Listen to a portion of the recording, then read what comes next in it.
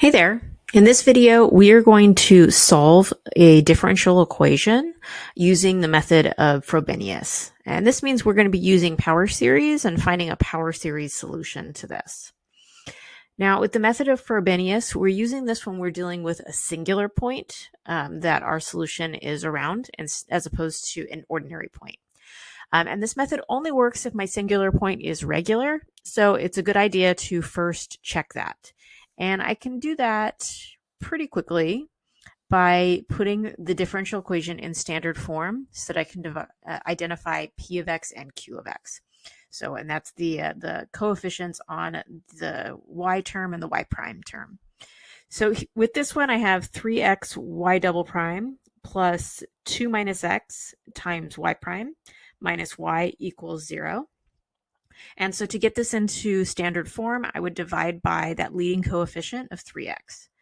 And that'll give me y double prime plus 2 minus x over 3x times y prime minus 1 over 3x times y equals 0.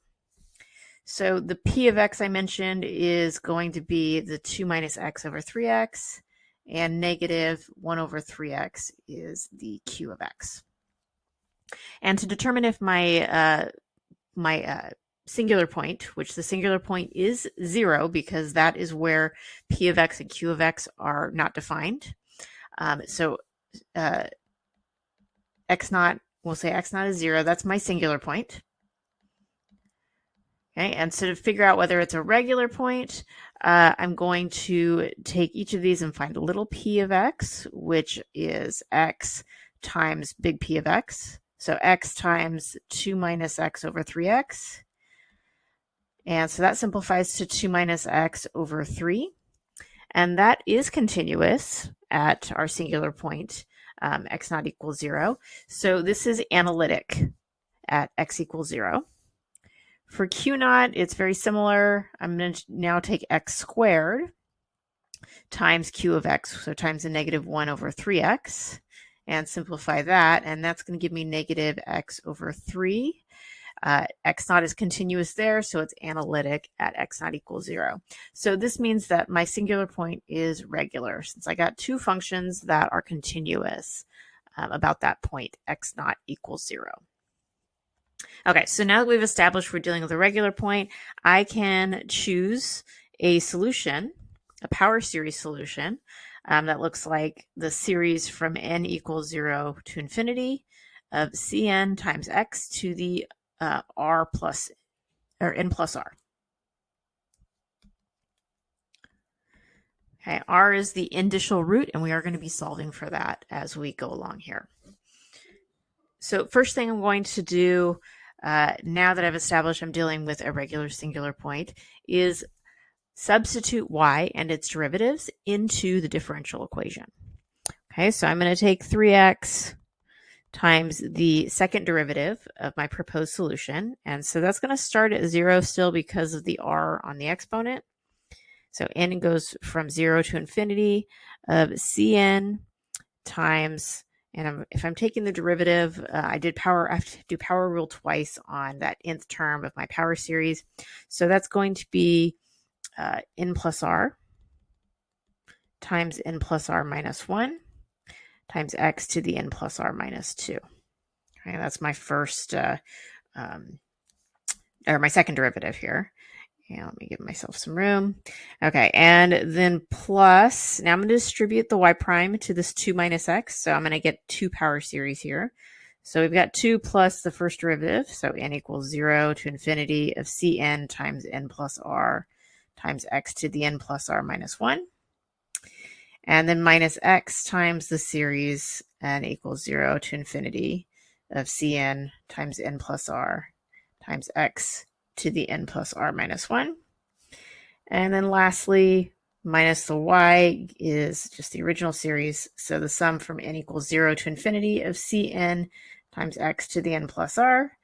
And the sum of all these series adds up to 0 on the right side of that differential equation. Okay, so first thing I'm going to do is clean this up a little bit. Wherever I have a power series is multiplying by x, I'm going to be able to combine those powers of x to clean this up a little bit. So there's a lot of writing here, but it's important to show each of these steps. Okay, so I'm going to move the 3x in. So I have, in this first series, I have 3cn times n plus r times n plus r minus 1 times x to the n plus r minus 1 is what that becomes if I take x to the 1 times x to the n plus r minus 2.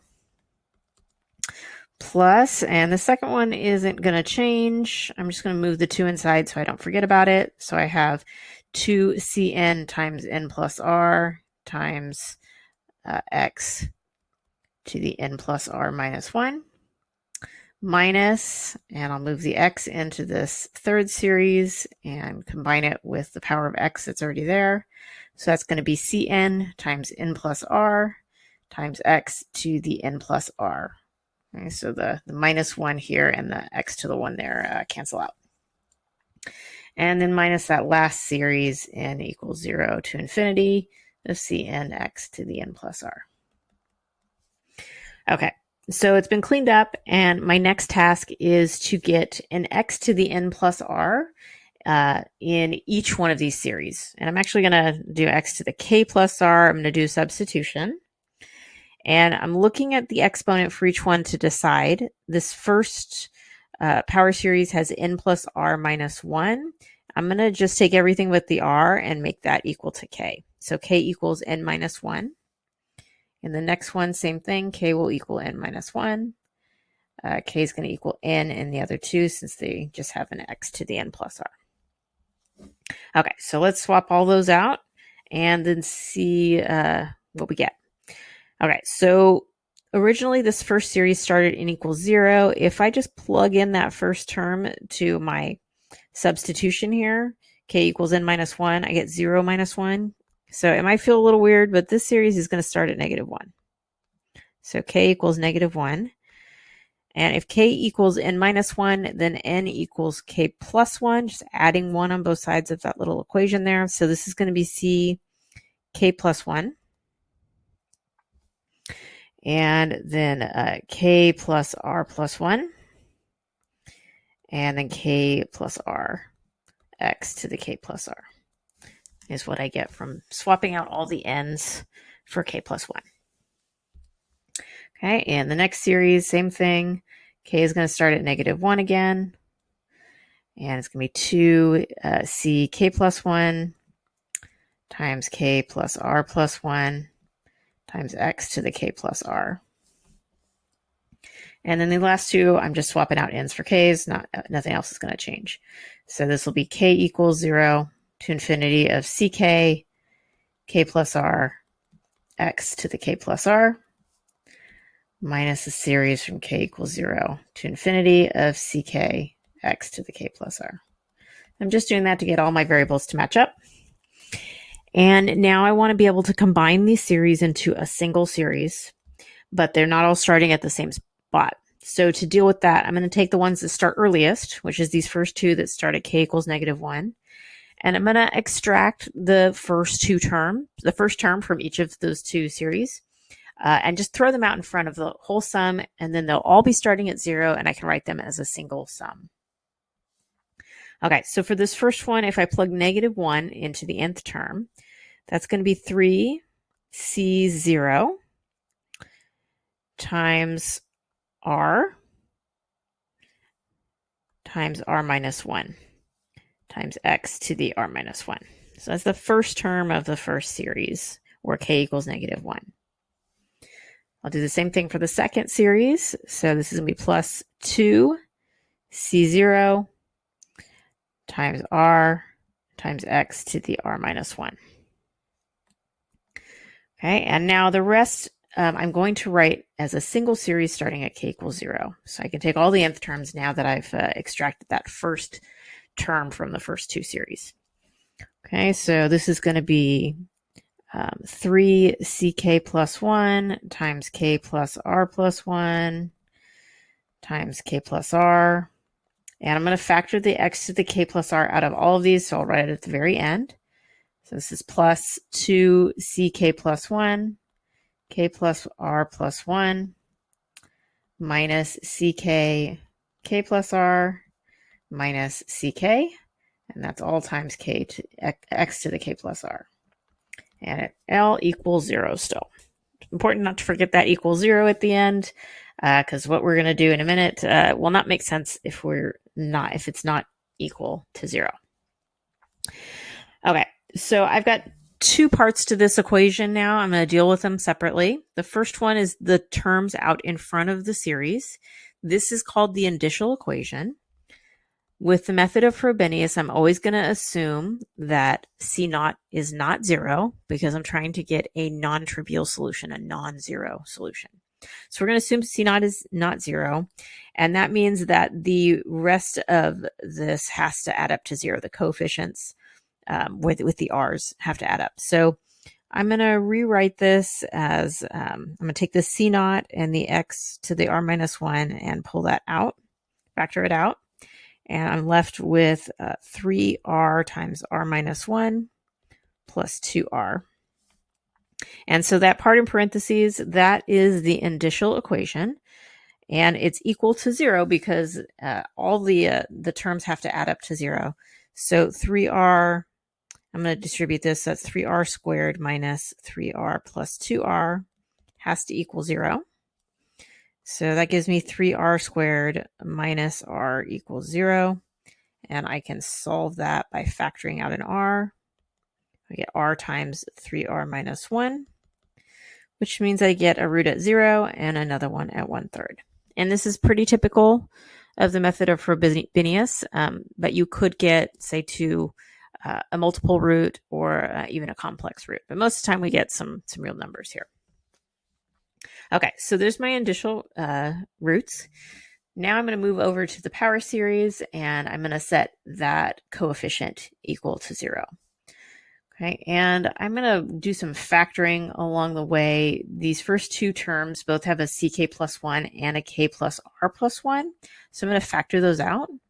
So this becomes ck plus 1 times k plus r plus 1 times, and then left from that first one is 3 times k plus r, and left from the second term is plus 2. And then from these last two terms, they both have a ck, so I will factor out a negative ck times k plus r plus 1. And all of this has to add up to 0. Okay, so the next step is to solve this recurrence relation for the highest constant c. So that's the ck plus 1. So I'm going to add this ck term to the right side of the equation and then divide by the coefficient of ck plus 1. And that will give me ck plus 1 is equal to k plus r plus 1 times ck over k plus r plus 1 times, I'm going to go ahead and distribute that 3, so 3k plus 3r plus 2. Now you'll notice there's a k plus r plus 1 on the top and the bottom, so I can cancel that out just to clean this up. It usually is worth your time to clean up this recurrence relation before you start plugging in the r's and values for k. So this becomes ck plus 1 equals ck times, or divided by 3k plus 3r plus 2. And this is valid for where the series started, which it started at 0. So we can start using this at k equals 0, and then 1, 2, 3, and so on. Okay. Now, because I got two indicial roots, I'm going to get two versions of this recurrence relation when I plug in the two values for r. So let's start by plugging in r equals 0 and see what we get. So that's going to be ck plus 1 equals ck over 3k plus 0 plus 2. So there's my recurrence relation, still valid for k equals 0, 1, 2, and so forth.